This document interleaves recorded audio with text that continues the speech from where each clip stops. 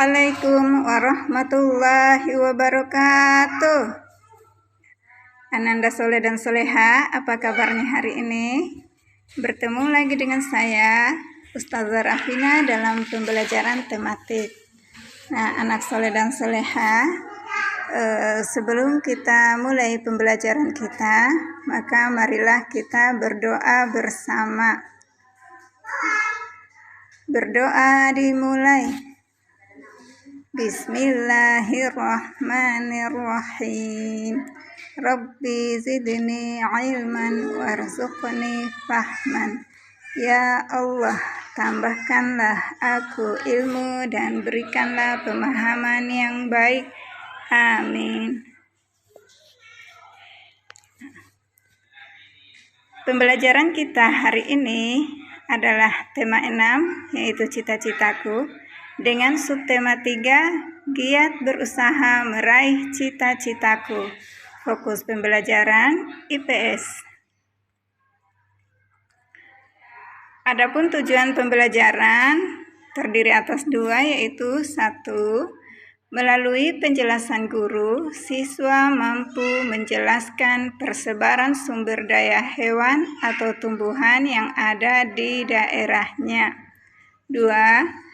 Melalui kegiatan mengamati peta, siswa mampu mengidentifikasi barang-barang tambang yang terdapat di wilayah Indonesia dengan rinci.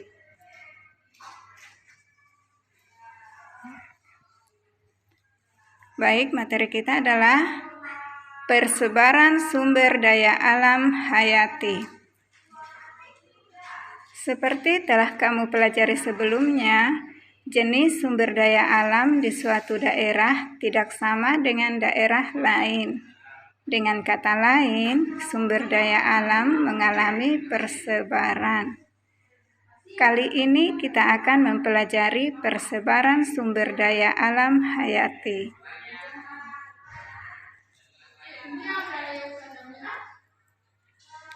Sumber daya alam hayati.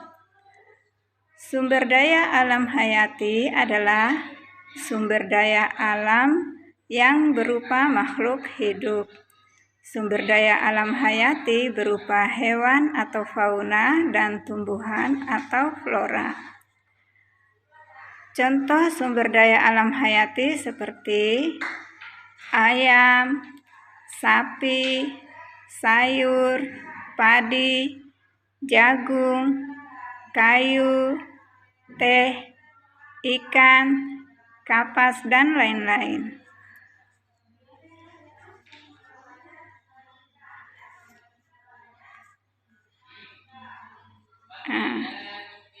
Anak soleh dan soleha, perhatikanlah peta persebaran sumber daya alam hayati yang terdiri di Indonesia.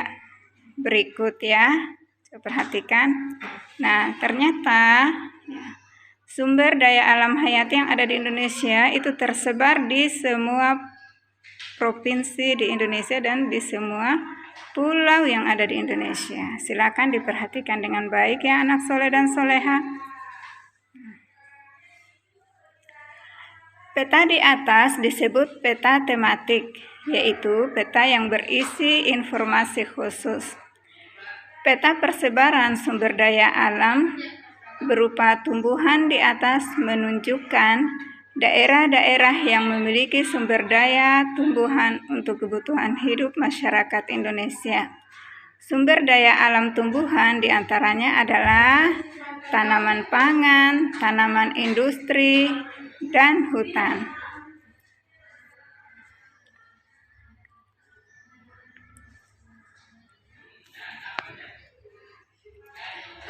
Tanaman pangan terdiri atas tanaman padi, palawija, sayuran, dan buah-buahan. Sedangkan tanaman industri berupa,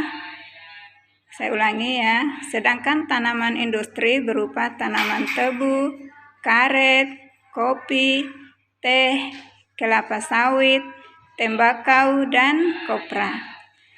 Tanaman hutan diperlukan untuk mencegah banjir, tanah longsor, menyimpan cadangan air, serta perlindungan hewan.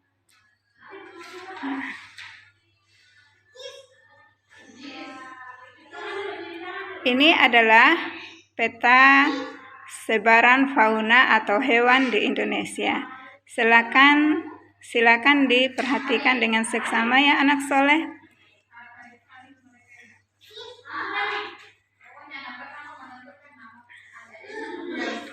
Sumber daya alam berupa hewan terdiri atas hewan liar dan hewan ternak.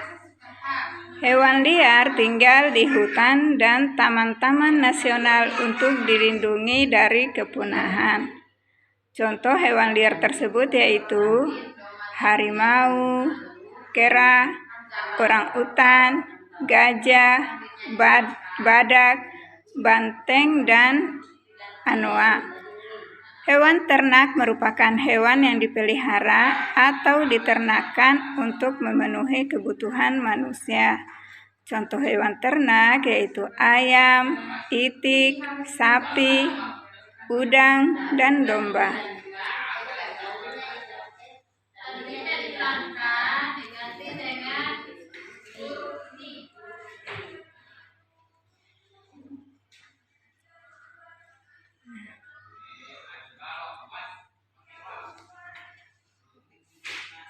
Selanjutnya adalah peta ya, persebaran sumber daya barang tambang di Indonesia. Perhatikan petanya ya. Belitung dahulu merupakan daerah penghasil timah andalan Indonesia.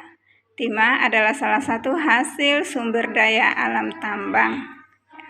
Ini ya. Nah, perhatikan baik-baik ini petanya ya anak soleh. Ya.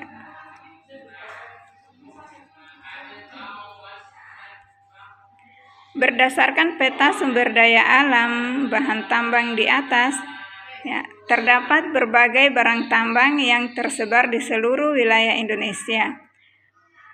Barang tambang yang terdapat di wilayah Indonesia antara lain minyak bumi, batu bara, tembaga, besi, timah, kapur, yodium, asbes, marmer, dan belerang. Nah, itu tadi sebaran sumber daya alam yang ada di Indonesia ya. Nah,